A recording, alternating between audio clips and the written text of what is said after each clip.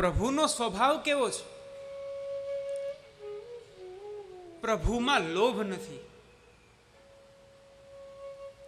આપણી પાસે કોઈ વસ્તુ રહી હોય અને કોઈ આપણી પાસે માગવા આવે કે ભાઈ આમાંથી થોડી આપજો, તો એ વ્યક્તિએ કહ્યું આમાંથી થોડી આપજો, આપણે એમાંથી પણ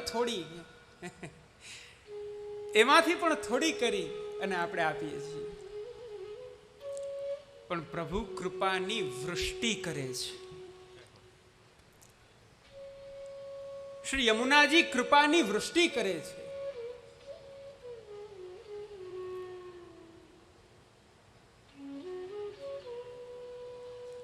શાસ્ત્ર દ્વારા પ્રતિપાદિત ભગવાન માર્ગના સિદ્ધાંતાનુસાર એક ચાલનારા જીવને સર્વ અભિષ્ટ વસ્તુની પ્રાપ્તિ થાય છે, પણ કૃપાને પ્રાપ્ત નથી કરી શકતો. એ જ્યારે પ્રભુ ઈચ્છે ત્યારે જ તે કૃપા એને પ્રાપ્ત થાય.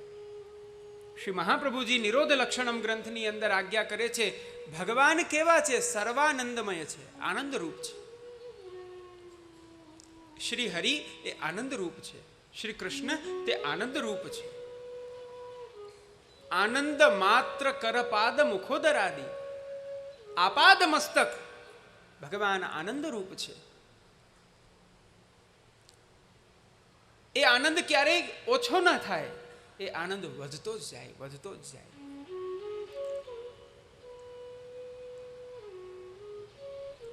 એ આનંદના સ્વરૂપ બદલતા જાય છે. ક્યારેક એ આનંદ ભજનાનંદ હોય છે, ક્યારેક તે સ્વરૂપાનંદમાં પરિવર્તિત થાય, ક્યારેક તે પરમાનંદમાં પરિવર્તિત થાય. એ આનંદને, તે ભજનાનંદને, તે સ્વરૂપાનંદને પ્રાપ્ત કરીને જીવ પણ પૂર્ણ આનંદમય થઈ શકે છે.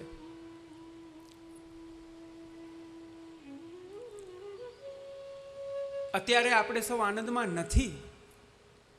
પ્રિયજનો, આપણા સૌની જે સ્થિતિ છે તે આનંદમય વાળી સ્થિતિ નથી. આનંદમયતા આપણામાં નથી. આપણે પ્રસન્ન છીએ પણ આનંદમાં નથી. અંતઃકરણમાં એક એવી અલૌકિક ચારે બાજુથી ભગવાન લીલાત્મક એવી સમૃદ્ધિ જ્યાં ઉત્પન્ન થાય તે આનંદ છે. તે આપણી અંદર નથી. આપણે પ્રસન્ન છીએ અને કાલાંતરે જો એવું કંઈ થાય તો એ પ્રસન્નતામાંથી આપણે દુઃખ પણ પ્રાપ્ત કરી શકીએ છીએ. દુઃખ પણ આપણને પ્રાપ્ત થઈ જાય છે.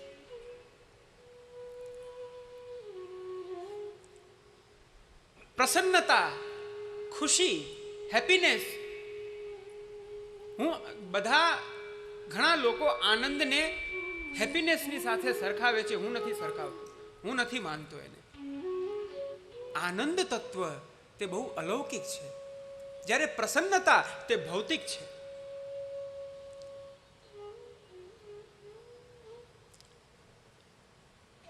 આપ બધા વ્રજમાં જાઓ છો, વ્રજમાં જઈ શ્રી યમુના પાન કરો છો, શ્રી ગિરિરાજજીની પરિક્રમા કરો છો, આદિ વ્રજની અનેક લીલા સ્થળીઓનો વિહાર કરી ત્યાં ભગવદ રસની અનુભૂતિ કરી અને પુનઃ જ્યારે પાછા જ્યાં તમે હોવ એ તમારા નિજ ગૃહમાં તમે જ્યારે પાછા પહોંચો તો એ પહોંચ્યા પછી તમે બાજુવાળાને શું કહેશો?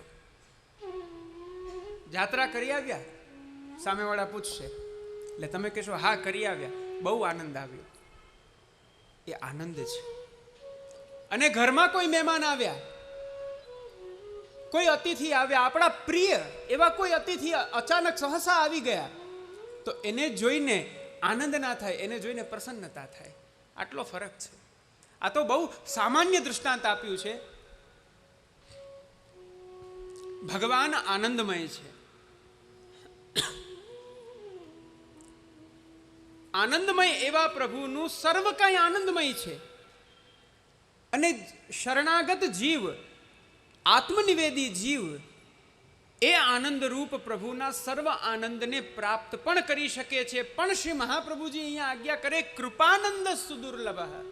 સર્વાનંદમય હોવા છતાં પણ એવા ભગવાનનો કૃપાનંદ અતિ દુર્લભ છે, અતિ દુર્લભ છે, અતીવ દુર્લભ છે. એવા દુર્લભતમ કૃપાનંદને શ્રી યમુનાજીની શરણ લેનારા જીવને, શ્રી યમુનાશ્રિત જીવને શ્રી યમુનાજી કૃપા વિચારી અને સહજમાં પ્રદાન કરી દે છે. માટે શ્રી યમુનાજી એક કૃપા શક્તિ છે.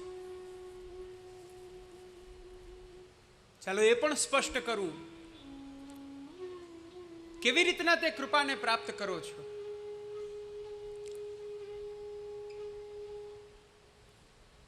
ભાગ્ય સૌભાગ્ય શ્રી યમુને જુદે. શ્રી યમુનાજી જીવના ભાગ્યનું પરિવર્તન કરી અને એના ભાગ્યનો ઉત્કર્ષ કરી અને એને સૌભાગ્યનું દાન કરે છે.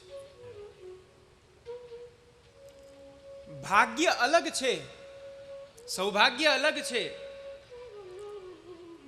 ભાગ્ય આપણું છે કે જેને બદલી ના શકાય, એને ભાગ્ય કહેવાય.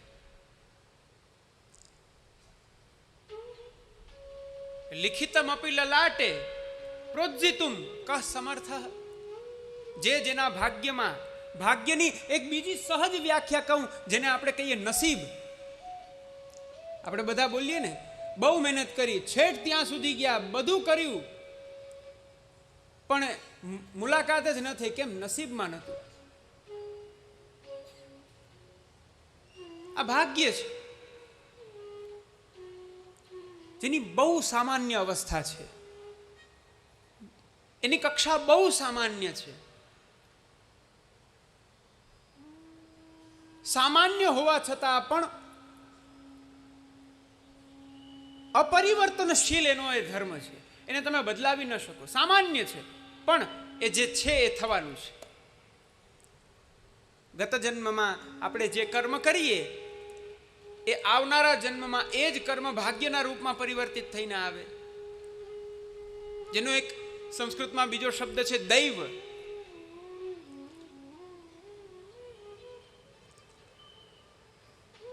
એક જીવ જે સંસારગામી છે, સંસારગામી એવો જીવ કે જેના ભાગ્યમાં દૂર દૂર સુધી ક્યાંય કૃષ્ણ ભક્તિ, કૃષ્ણ રતિ દેખાતી જ નથી, અને એવો મૂઢ જીવ પણ અચાનક કૃષ્ણમય બની જાય તો આ એના ભાગ્યનું પરિવર્તન છે. આ એના ભાગ્યનું સૌભાગ્યમાં પરિવર્તન છે.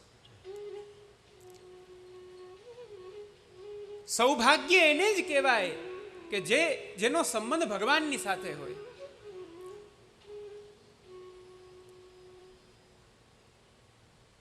આપણા સામાન્ય ભાગ્યને શ્રી યમુનાજી સૌભાગ્યમાં પરિવર્તિત કરે. કેવી રીતના, કયા પ્રકારે? તો યમુનાષ્ટકના પાઠ કરવાથી જે તેમાં ફલશ્રુતિ બતાવી છે એ ફલશ્રુતિનું ચિંતન એકવાર કરવું જોઈએ. આ ગ્રંથનો પ્રારંભ કરીએ એ પહેલા એકવાર ફલશ્રુતિ સાંભળવી જોઈએ. આની ફલશ્રુતિ શું છે? શા માટે યમુનાષ્ટકનો પાઠ થાય છે?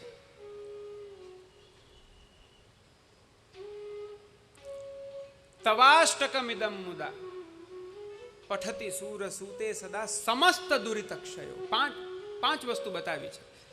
સમસ્ત દુરિતક્ષય ભવતી વૈ મુકુંદે રતિ તયા સકલ સિદ્ધયો મુરરિપુષ્ટ સંતુષ્યતિ સ્વભાવ વિજયો ભવે.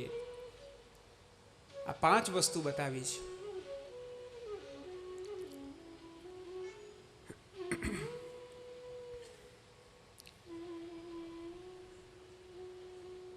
સમસ્ત દુરિતક્ષય, જીવનમાં રહેલા જેટલા દુરિતો છે, જે પાપો છે, તે પાપોનો નાશ થાય.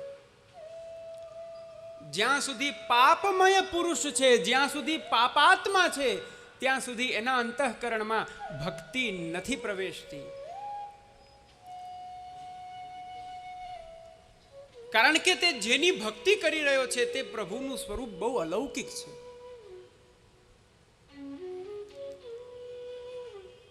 એવા અલૌકિક પૂર્ણ પુરુષોત્તમ નું ભજન એક પાપાત્મા પુરુષ નથી કરી શકતો. કોણ કરી શકે? ભાગવતની અંદર અનેક જગ્યાએ એવું કહેવામાં આવે છે કે ધૌતાત્મા, જે વિશુદ્ધ થયેલું જેનું અંતઃકરણ છે, એ જ તે ભક્તિને સ્થિર કરી શકે છે. પણ આવું અંતઃકરણ આપણે કેમ બનાવી શકીશું? કેવી રીતના થશે?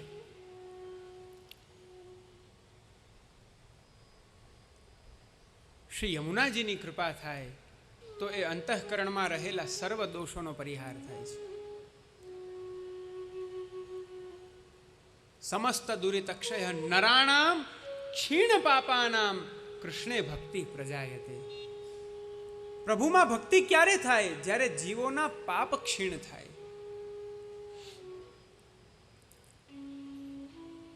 આપણા બધાનું ચિત્ત કેવું છે? વિષયોથી આસક્ત છે. વિષયોમાં રમી રહ્યું છે. સંસારની આસક્તિમાં બંધાયેલું છે. એવા અંતઃકરણમાં પ્રભુ નથી બિરાજી શકતા. એવી ભક્તિ શું કામની? એવી તે કઈ ભક્તિ કે ભક્તિ છે પણ હૃદયમાં પ્રભુ ન હોય?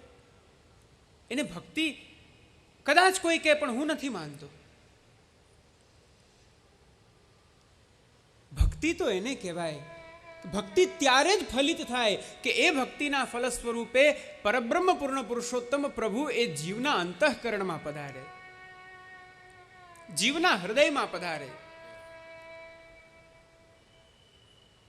એક બહુ સામાન્ય ઉદાહરણ આપ સૌને આપું. શ્રી મહાપ્રભુજી આજ્ઞા કરે છે, વિષયાક્રાંત દેહાનામ નાવેશ સર્વદા હરેહે. વિષયાક્રાંત જે જીવ છે એના અંતઃકરણમાં શ્રી હરિ કે એમનો આવેશ એ પ્રવેશ નથી કરતો. એક સામાન્ય ઉદાહરણ આપું. તમે ક્યાંય જાઓ અને ક્યાંય ગયા હો, બહુ વારથી ક્યાંય ઊભા છો અને ક્યાંય બેસવું છે, પણ જ્યાં બેસવા જાઓ અને જુઓ તો જે સ્થળ છે એ સ્થળ બહુ મેલું છે, બહુ મલિન છે, તો ત્યાં બેસશો? અરે હા કે ના તો કહો. છેલ્લે તો પછી કે તમારી પાસે કંઈ એવું વસ્ત્રાદિ હશે તો એનાથી તમે આમ એને સ્વચ્છ કરી અને પછી ત્યાં બેસશો. કેમ? આ મેલું છે. અરે એમાં બેસીએ તો અમારા વસ્ત્ર બગડી જાય. તો આપણું આ હૃદય શું છે? આપ સૌનું, આપણા બધાનું આ હૃદય શું છે? ખાલી એનું કાર્ય ખાલી ધબકવાનું નથી. એનું કાર્ય ખાલી આખા શરીરમાં રક્ત પરિભ્રમણનું સંચાલન કરવું એટલું જ નથી. આપણું હૃદય એ પ્રભુનું બિરાજવાનું સ્થાન છે. અને જે દિવસે આપણે સૌ નામ નિવેદન ગ્રહણ કરીએ છીએ, જે દિવસે આપણું બ્રહ્મ સંબંધ થાય છે, તે જ દિવસથી તે પ્રભુ આપણા હૃદયરૂપી સિંહાસનમાં બિરાજી જાય છે. કોઈ અનુભૂતિ કરી? આમ અનુભૂતિ કરી અહીંયા પ્રભુ બિરાજો છો એવું ક્યારે આમ હાથ રાખીને આમ પ્રભુને પૂછ્યું? બિરાજેલા પ્રભુને, હે પ્રભુ આપ જ્યાં બિરાજી રહ્યા છો, શું આપને ત્યાં સોહાય તો છે ને? આપને ત્યાં પરિશ્રમ તો નથી થતો ને? એવું ક્યારેય પૂછ્યું?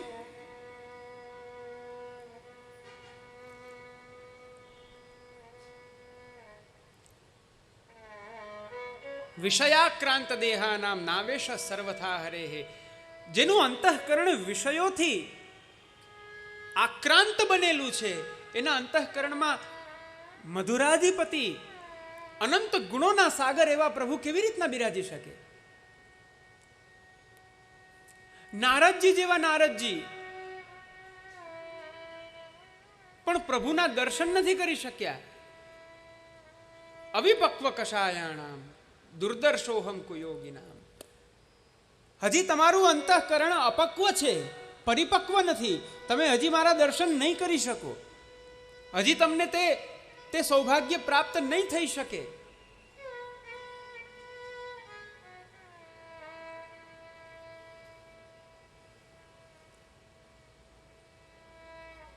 તો વિચાર કરો, આપણા અંતઃકરણનું થોડું ચિંતન કરો. આપણા અંતઃકરણમાં શું શું ચાલી રહ્યું છે? સવારથી સાંજ સુધીમાં 24 કલાક મળે છે આપણને, અને એ 24 કલાકની અંદર કેટલીક ક્ષણ આપણું અંતઃકરણ પ્રભુનું સ્મરણ કરે છે?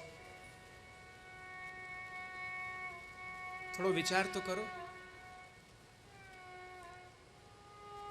કદાચિત આવો વિચાર પણ આપ, આવી કલ્પના પણ આપ નહીં કરી શકો. ક્ષણાર્ધનો પણ એક વૈષ્ણવ કેવો હોય, એક વૈષ્ણવનું સ્વરૂપ કેવું હોય, જે એક ક્ષણ માટે પણ પોતાની મતિ એ પ્રભુથી દૂર ના કરી શકે, એને વૈષ્ણવ કહેવાય. શ્રી મહાપ્રભુજી, શ્રી ગુસાઈજીનો સેવક આવો હોય. હવે આમ ગણો તો કેટલા મહિના થયા, કેટલા વર્ષો થયા, પ્રભુનું સ્મરણ નથી આવતું આપણને. આપણી કેમ આવી દશા છે? ભક્તિ માર્ગમાં આવીને પણ આપણી આવી દશા શા માટે છે? બહુ સમજવા જેવો વિષય છે.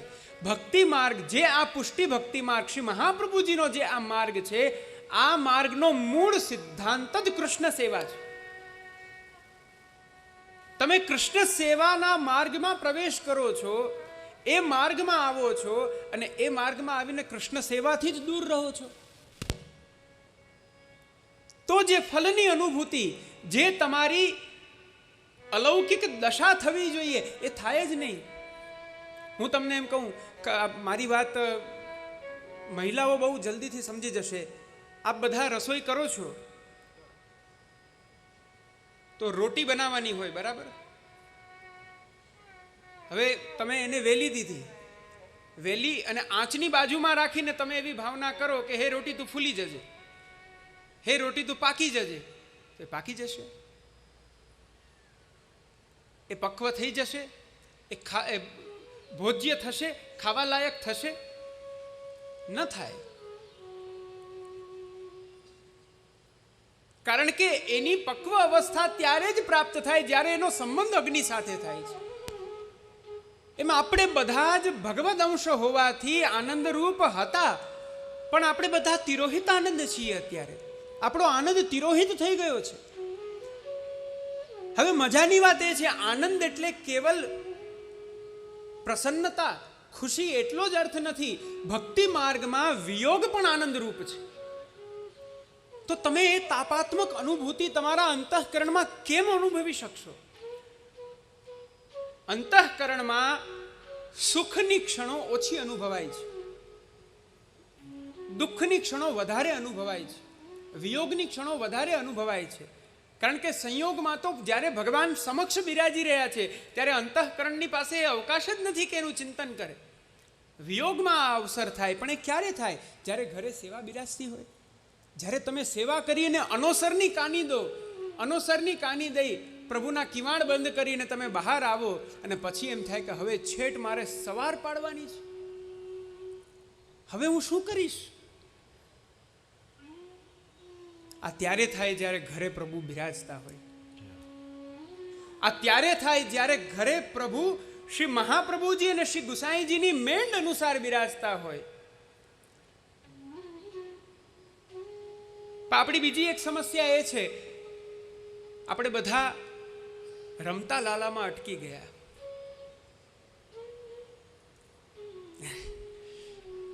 રમતા લાલામાં અટકી ગયા.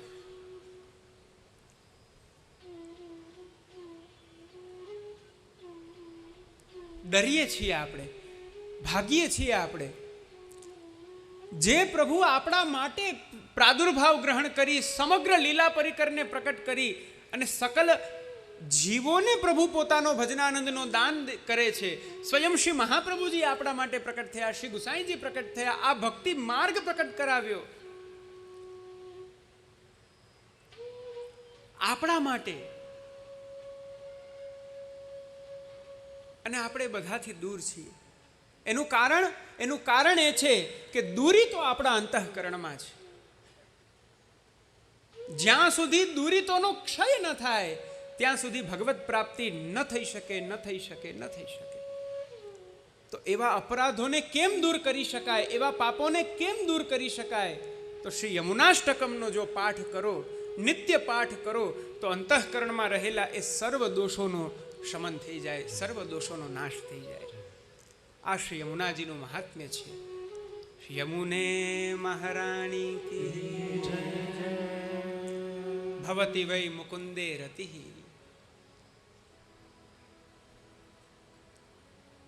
ભગવાન મુકુંદના યુગલ પાદારવિંદમાં અનન્ય પ્રેમાત્મિકા ભક્તિનું દાન શ્રી યમુનાજી કરે છે.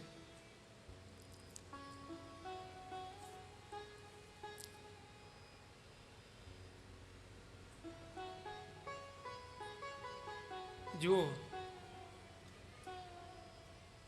રતિ એટલે પ્રેમ, ભાવ. ભાગવતની અંદર એનો ક્રમ બતાવવામાં આવ્યો. શ્રદ્ધા રતિર ભક્તિર અનુક્રમિષ્યતિ. અંતઃકરણમાં રતિ ક્યારે પ્રકટ થાય? જ્યારે સૌથી પહેલા શ્રદ્ધા હોય. તે શ્રદ્ધાથી પ્રેમ પ્રકટ થાય છે અને પ્રેમથી ભક્તિ પ્રકટ થાય છે. ભગવાન મુકુંદમાં અનન્ય પ્રેમ શ્રી યમુનાજી દાન કરે છે.